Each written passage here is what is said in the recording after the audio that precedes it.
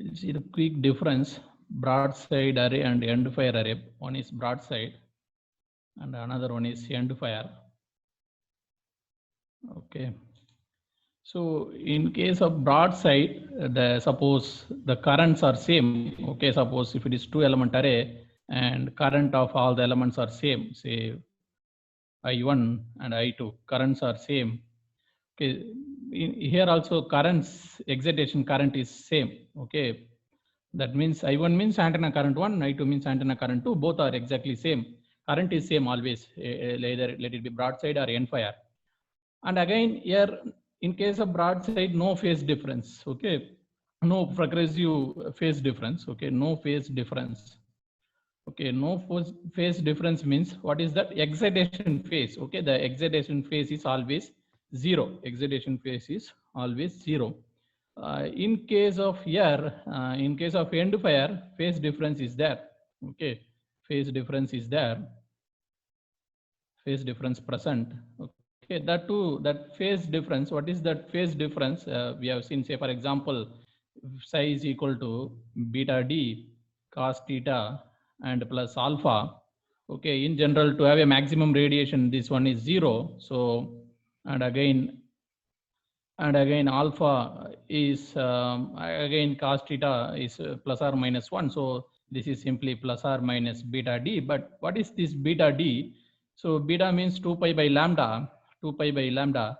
What is d? Say for example, d means length between the adjacent antennas. Okay, length, because you are arranging the antennas like this. Okay, so what is the distance between the antenna? Okay, what is the distance between the antenna? Okay, that distance also will mention in terms of lambda.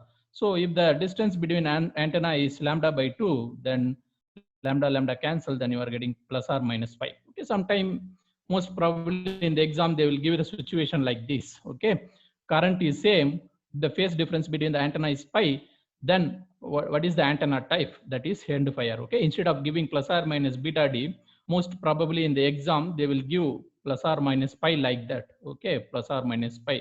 So you should know this. Okay, because generally what is that hidden part there? The distance between the antenna is always lambda by 2. Then the phase difference, because really you have to apply some phase difference, that phase difference is plus or minus pi. Okay, that phase difference is plus or minus pi. Then we have seen binomial array. Once if you use binomial array, there will not be any side lobes. Okay, finally we have seen what is smart antenna. Okay, so now in this class, and again we will see some other antennas, regarding some other antennas quickly, and classification of antenna based on frequency. Okay, classification of antenna based on frequency.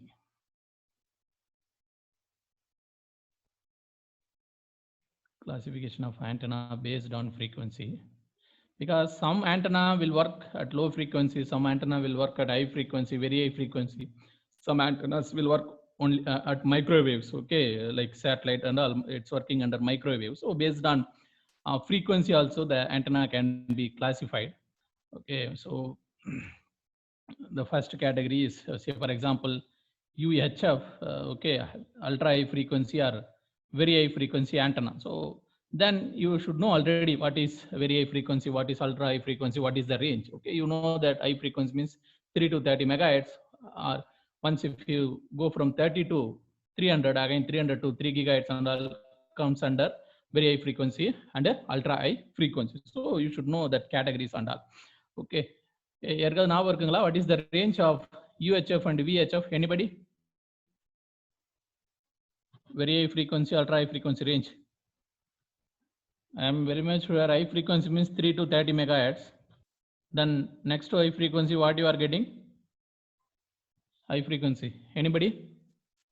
30 to 300, sir. Yes, 30 to 300. Okay, 30 to 300 means very high frequency. 30 to 300 megahertz. Then what about ultra high frequency? 300 to 3 gigahertz. 300 to 3 gigahertz. So now I will be writing some antenna. They all comes under this category. Okay, from 30 megahertz to up to 3 gigahertz. Okay, so now the first antenna is Yagi-Uda antenna. Okay, please check it out at what frequency this Yagi-Uda antenna and all working. Okay, already I have given you one exercise what is the range of frequency at which the TV antennas is working, because Yagi-Uda antenna is a TV antenna. Okay, I think for that also you have not found out the answer, I think. So please, at least now you try to find out the answer at what frequency the Yagi-Uda antenna is designed, practical antennas. Okay, Yagi-Uda antenna is the antenna which is used at the TV receivers. Okay, TV receiver. In olden days, TV receivers, we have been using Yagi-Uda antenna for TV reception. I think you might have seen the antenna like this. Okay, some antenna like this. So you'll orient the antenna in such a way you are receiving very good signal. Okay, you'll orient. Okay, you may orient like this or like this.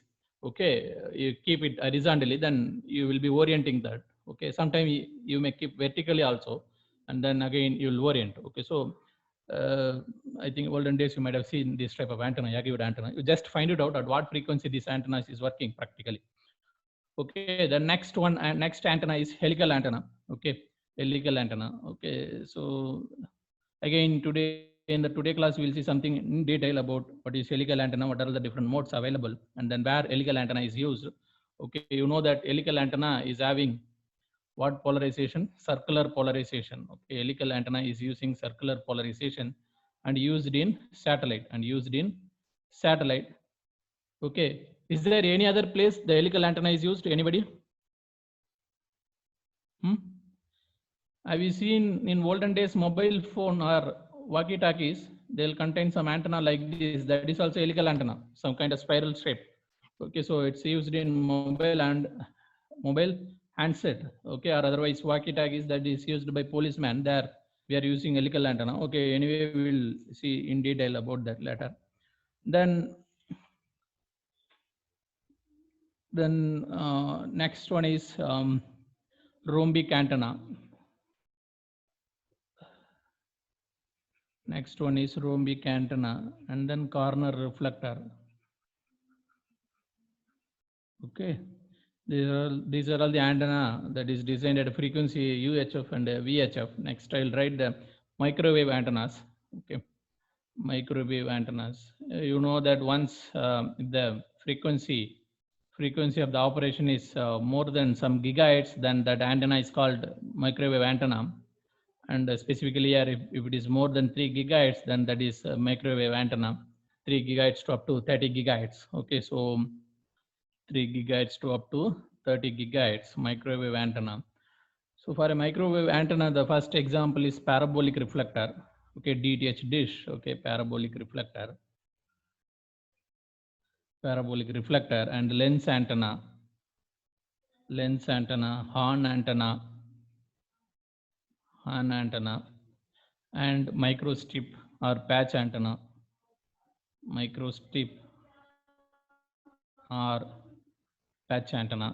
Okay, these are all the antenna that is designed at microwave frequencies.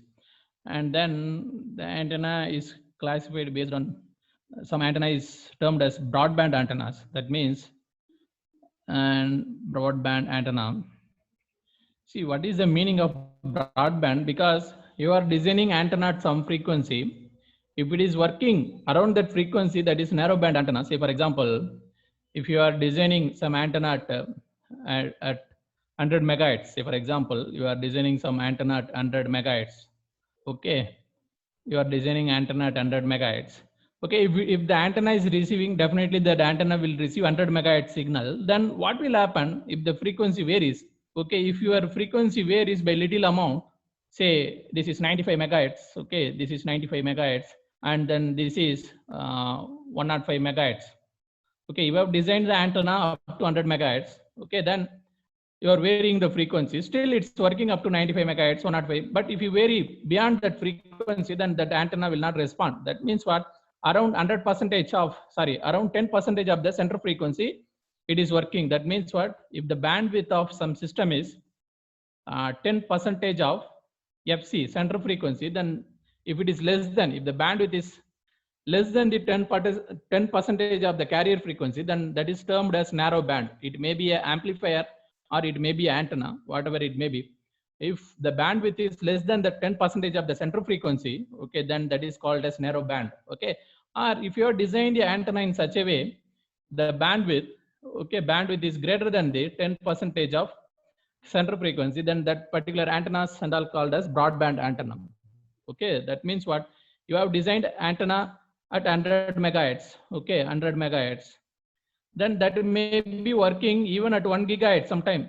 That may we do not know, or up to 10 megahertz on the downside, upside up to 1 gigahertz. Then these are all called the broadband antenna, because you have designed the antenna only at this frequency, but maybe it may be satisfactorily working up to these frequencies. Then that antennas are called as broadband antennas. Okay, so some of the broadband antennas are log periodic antenna. Okay, log periodic antenna, spiral antenna, long wire antenna. Out of all, this one is very, very important. In the exam, they will ask this log periodic antenna is always a broadband or wideband antenna. Most probably this they'll ask this in the exam. Okay, next we'll see some of the special antennas.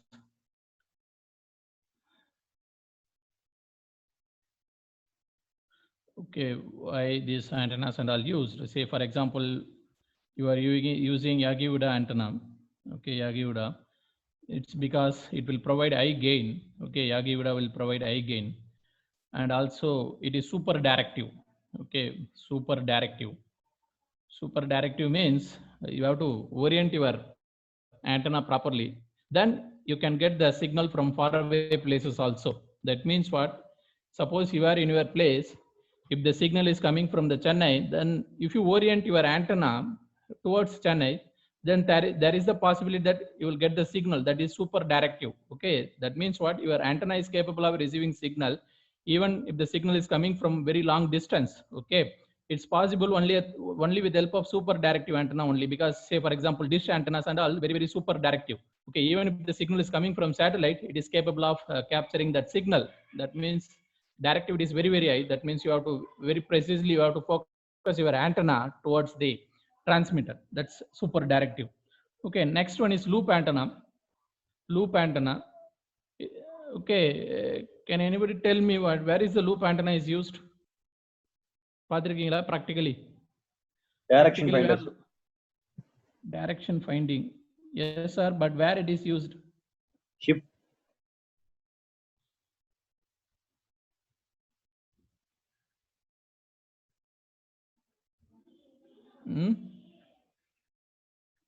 Direction finding. Okay, where it is used? Okay, so I think you might have seen like bomb squad and all, they will be using some device that is of circular shape, that is loop antenna only. Okay, so that is one simple example of loop antenna. And then next one is parabolic reflector. Okay, parabolic reflector. Okay, and what is the main need of this parabolic reflector? Because it has huge capture area and also it is having high directivity. So it has huge capture area because all captured signal is focused to the feeder. Then feeder will give you the signal to the receiver. Then you can receive very good signal. Even if the signal comes from very long distance, okay, then you can recover the signal properly. So it is having huge capture area. Okay. Yesterday I given you one exercise to find out the directivity of parabolic reflector. Yaravadu find out panningala? Anybody? Yes, sir. Yesterday I have given you an exercise to find out the DTH. How much you are getting, sir? DTH. 40? 42 dB. Okay, okay. 42 dB. dB. 42 dB. That means in terms of number I can write like this: 10 power 4.2. Correct? Yes. That means what? This much roughly you are getting 10,000 times gain. Okay, roughly 10,000 times gain you are getting with parabolic dish. Okay, with the parabolic dish. And if time is there, you also try to find out. And also you know what is the directivity of ordinary antennas. Yesterday you have seen what is the directivity of lambda by 2 dipole. What is the directivity of lambda by 2 dipole? Anybody? Yesterday we have 1. Seen 1.5. Just you compare how much this is greater. That's why your antenna is, your ordinary lambda by 2 dipole antenna is not direction sensitive. Okay, you keep the antenna somewhere Even if the signal comes from the rotational manner anywhere, okay, that will receive because it is not having much directivity. But this antenna and all having much directivity. That means what? Precisely it will receive the signal. That angle should be very, very focused. Okay, that's why we are maintaining line of sight between the satellite and the dish. Okay, because it is very much focused. Because you see your directivity is very, very high. Then you think of what will be your beam width. Okay, once if directivity is very, very high, then the beam width is very, very low. Can anybody tell me what is the satellite beam width? Satellite is having antenna. What is the satellite beam width? Satellite antenna beam width. சொல்ல முடியுமா? 1 by directivity, sir. 1 by directivity இப்படின்னு சொல்லுவீங்க. It is inversely proportional, that's okay. But what is the precise value? Where is there any other relation to denote? Is there any other relation to relate beam width as well as the directivity? Is there any other idea? Okay. Even if there is no idea, no problem. You simply remember satellite beam width. யாரோ ஏதோ சொல்றாங்க. Somebody is telling something. Satellite beam with solid angle is 1 degree or 2 degree maximum. What is the satellite beam with solid angle? 1 degree or 2 degree. What is the meaning of this? You are having satellite. The satellite is having some antenna. If the beam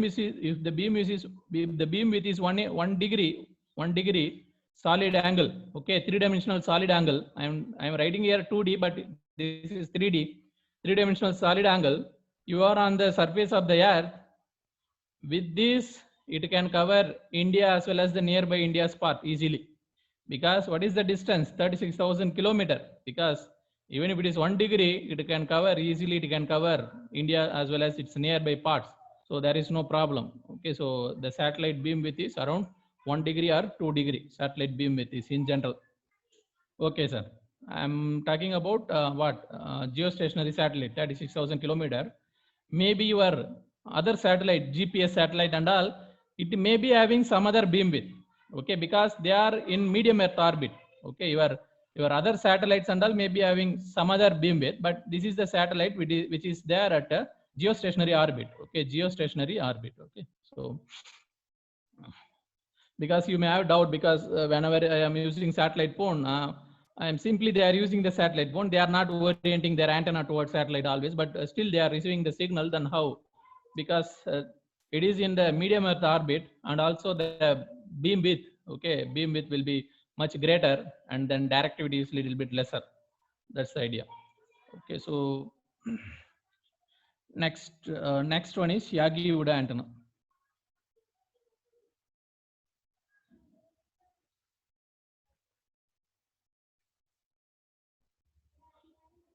Okay, Yagi-Uda antenna used in, where it is used in TV reception.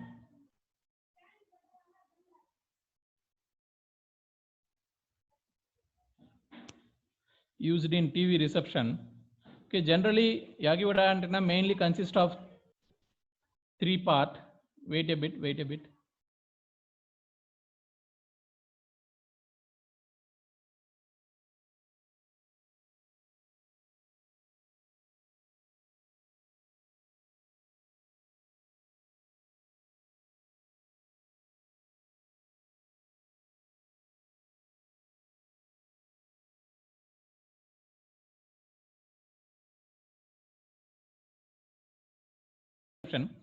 It mainly consists of 3 parts. One is a driven element and reflector and director. Say the antenna is oriented like this. Okay, this is the reflector. Okay, this is the reflector.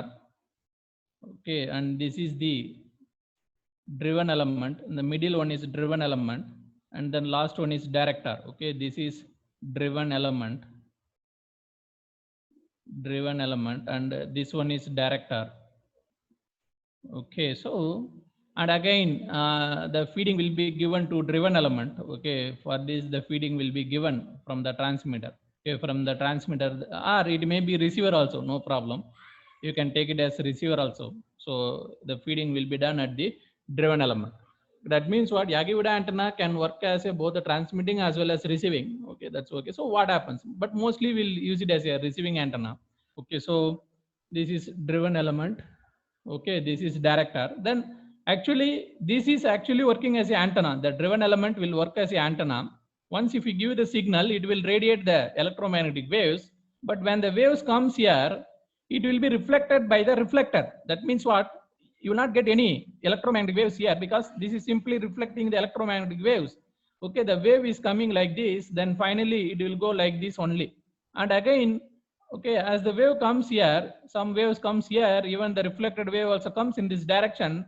And again, this will support the wave to go in only in a particular direction. So finally, once what is the radiation pattern of this antenna? It's something around like this. Okay, something around like this. Okay, so this is the radiation pattern of the Yagi-Uda antenna. Now, suppose sometime the radiation pattern may go like this also, like this also radiation pattern may go because beam width is decreasing, directivity is increasing. That means what? Once if you have more director, in this case only you are having only one director, so directivity is less, that is green color. If you have more director, okay, if more director is there, okay, that means what? You have to put one more director here. You can put any number of director you want. More the director, more the directivity. More director element, okay, if you put more director element, more the directivity. More directivity, then if it is having more directivity, then beam width decreases. Okay, because my aim is when I am acting as a receiving antenna, my aim is to get the receiving signal from the particular direction.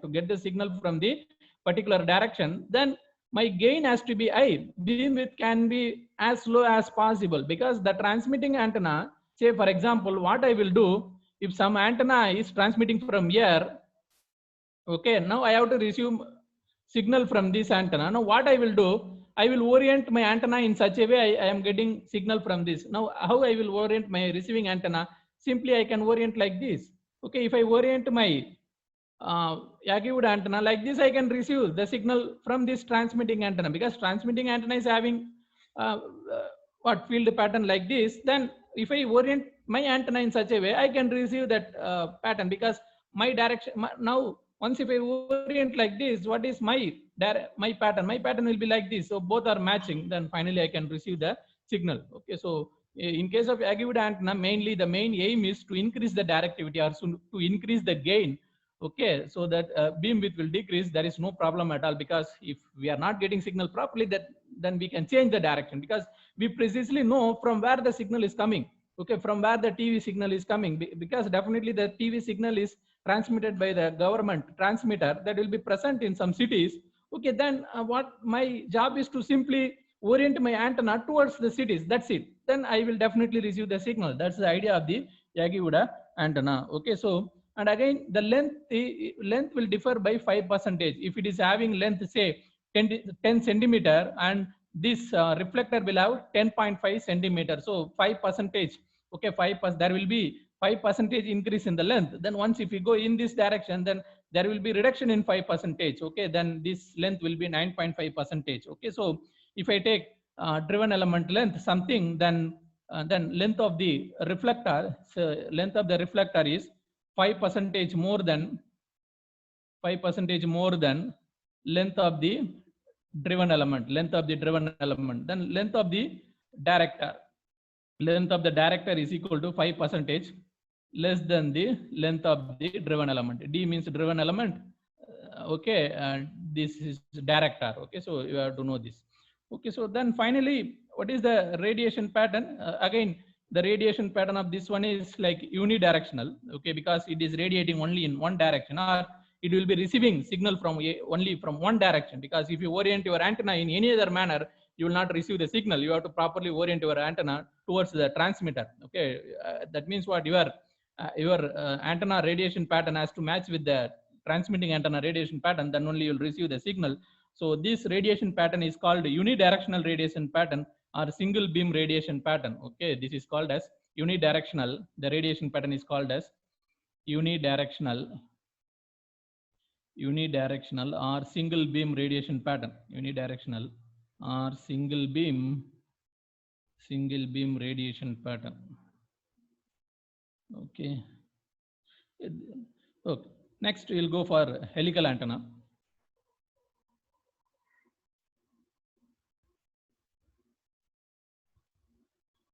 Okay, I'm not going in detail, but only important point of view, exam point of view I'm discussing. Okay, next one is helical antenna. The main important thing about helical antenna is circular polarization. It will produce circularly polarized waves, circular polarization. Okay, circular polarization, and it is used in satellite communication, satellite tracking, used in satellite tracking. Okay, satellite communication. And then there are two mode of operation. Generally, the structure may go like this. This is the example of helical antenna. Okay. Then depending on what is the, again, C means circumference of the helix. Okay, circumference of the helix. And again, some other parameter is there. What is the total length of the helix? Once if you make it as a straight line, then you'll get some other dimension. Okay, some other dimension. Okay, and then what is the circumference of the helix? Then what is the length between one helix to another helix? Okay, this is simply circumference. And from one helix to another helix, that is called as length of the length. Okay, length between the one helix to another helix. Okay, then based on these parameters, okay, sometime you may have a helix structure like this, or sometime it may be very close to each other. Okay, so once if it is very close to each other, say for example, if it is very close to each other, what will happen? The distance between one rotation to another rotation is very, very less. Okay, sometime it may be like this also. Now somebody tell me, if I make the distance between the helix very, very small, what will happen finally? Now I am having some distance. Okay, this is the distance between the helix. Now I have reduced. Still I make the distance between the helix as 0. What will happen? Anybody? It will look like a conductor, is it not? Like a hollow conductor. Yes, sir. If I make distance between the helix as small as possible, that means what? They are touching with each other.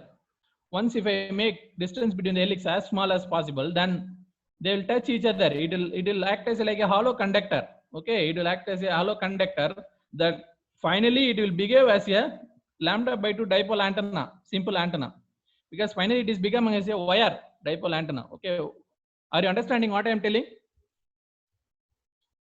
See, I am having the helix. If you try to reduce the distance between the helix, that will become like this. Now, if I try to increase the distance between the helix, what will happen? I am trying to increase that distance as high as possible. Once if you try to, yes, anybody, what will happen? Wire, sir. Yeah, it's wire. Once if you try to increase, that will become a wire. Okay, wire. But in this case, once if you reduce, it will become a loop, actually loop, many loops touching with each other. I will draw the line like this. Okay, once if you try to reduce, you will get many loops that is touching each other. Okay, many loops. Okay, many loops touching with each other. That's finally this behavior is something similar to loop antenna, and then this behavior is something like λ/2 dipole antenna. Okay, dipole antenna. Okay, because why I am telling, once if you observe the radiation pattern of helical antenna, under some limiting condition, the radiation pattern will match with both loop antenna or dipole antenna. Once if you vary your parameter in such a way, then finally you may get the radiation pattern for loop antenna, or you may get the radiation pattern for dipole antenna, something like that. Okay, under limiting condition. Okay, then helical antenna is operated in two mode. Now you understood what is the extreme condition. Then once if you operate in some way, such a way the dimensions are okay, the length of L is less than lambda, because you know what is operating frequency. Okay, once if you know the operating frequency, if so, there are two modes. One is axial mode. Okay, one is axial mode, and another one is normal mode. When it is axial mode, the C is circumference is comparable to lambda. C is comparable to lambda. C means what? Circumference of the helix. and lambda is operating wavelength. If C and lambda is comparable in the sense what? C may be lambda or C may be equal to lambda by 2, something like that. But or C may be greater than lambda also. But if C is much less than lambda, then this is not comparable. Okay, so you are in axial mode if C is almost equal to lambda. Once if C is comparable to lambda, then you are operating at axial mode. Once if you operate at axial mode, say for example, this is my helical antenna. Once if you operate at axial mode and you are choosing the dimension C in such a way that is comparable to wavelength of the operation, because you know at what frequency you are operating. Once if you know the frequency, you can calculate the wavelength. Once if you operate under this condition, what will be the radiation pattern direction? At which direction the radiation pattern will be? Okay, this will be the direction of radiation pattern. Okay, see, once if you are operating in axial mode, your direction pattern will be along the axis of the helix. This is axis of the helix.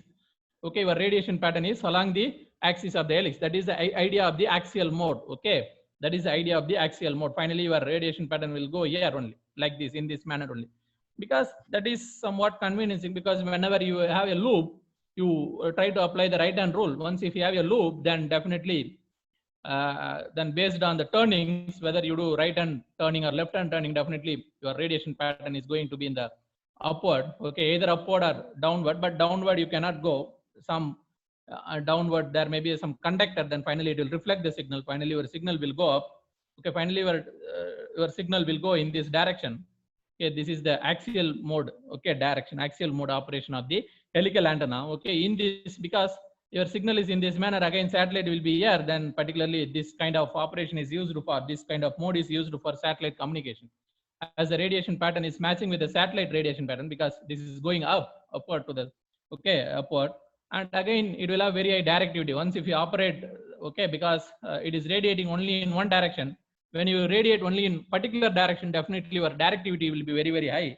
Then you can use it for satellite communication. Okay, so what I'm telling, as it radiates in only one direction, as it radiates only in one direction,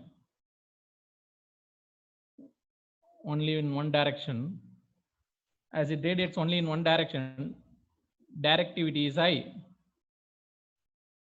Okay, directivity is high. So used in satellite communication. So used in satellite communication.